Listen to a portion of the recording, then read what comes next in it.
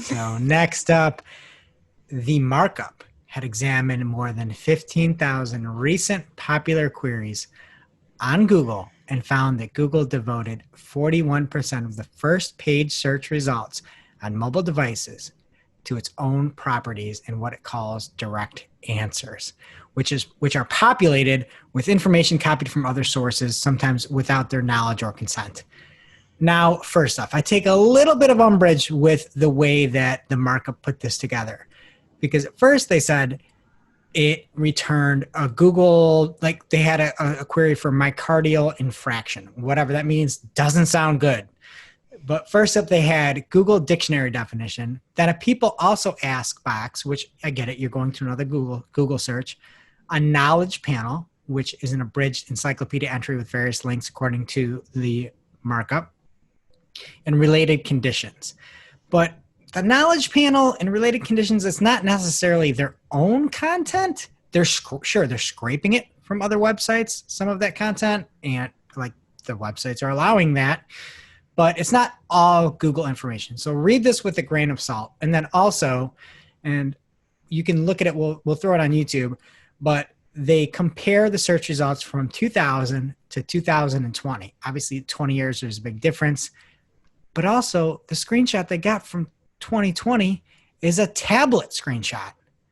It isn't just a normal Google screenshot, and you're comparing an old desktop version to a tablet version in 2020. So yes, some of the knowledge stuff you still can get traffic and it's from other sources. It's not technically Google content. You're allowing Google to use it. And B, you're comparing tablet versus desktop, which is out of line in my opinion. But in the article, they said, and they pulled this source from, I believe, an Alphabet briefing. Alphabet is parent company of Google, if you don't know. And they said, Google makes 5 times as much revenue through advertising on its own properties as it does selling ad space on third-party websites. So you kind of get the rationale as to why this is the case. So one of my favorite things was the way that they presented a good portion of the data on the Markup. And they were trying to showcase how much content was actually Google's compared to others. When you scroll down in the article and get to their example, if you keep scrolling, they show you how much content was without a traditional result. So you keep scrolling and the percentage keeps adding up. And it's something that was a really creative way to showcase that for the example on screen, you had to go through 36% of the page before you got to what they called a traditional result. And love him or hate him, Rand Fishkin had a good quote. He said, if Google can train you, don't go to genius.com. Don't go to TripAdvisor. Don't go to the restaurant's website. Just come to Google. Always come to Google. Then they win. And finally, there was another good example that was talking about translation and learning, I believe it was Spanish. Jess, are you learning Spanish right now? I'm trying, which I don't know how to say in Spanish. I was going to ask you to say I'm trying, but... So it's going well. Bueno. So have you been looking? She keeps using it in Slack. Are you just Googling it every time, or are these phrases that you already knew? You're part of the problem. You just said, are you Googling it? What you should be using is Spanish DICT, SpanishDict.com, because Chris Cummings, the CEO of Curiosity Media, who owns that site, said that Google helped build the free internet.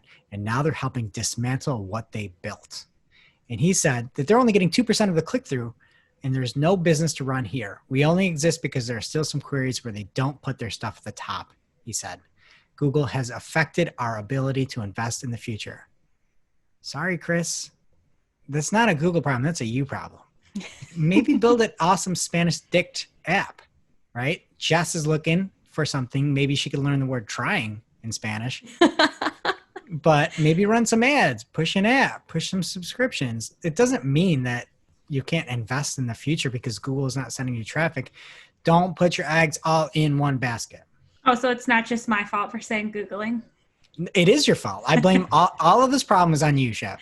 I was actually listening to the show like a couple weeks ago, and one of us said, we were talking about Bing, and we said Googling. Wow. Like we were Googling on Bing? Yeah. I thought it was funny. It was probably Same Greg problem. because he's the only one using Bing. You know what I thought was funny That's so true. is that you're like, I was actually listening to the show. Like you just don't listen at all. Well, I'm here. Like, Yeah, I know. You listen pretty well. All the instructions about the games Jess is playing and everything like that. and when you make Chick-fil-A jokes that I should totally understand, and they just go over my head. Anyway, Pollo, chicken.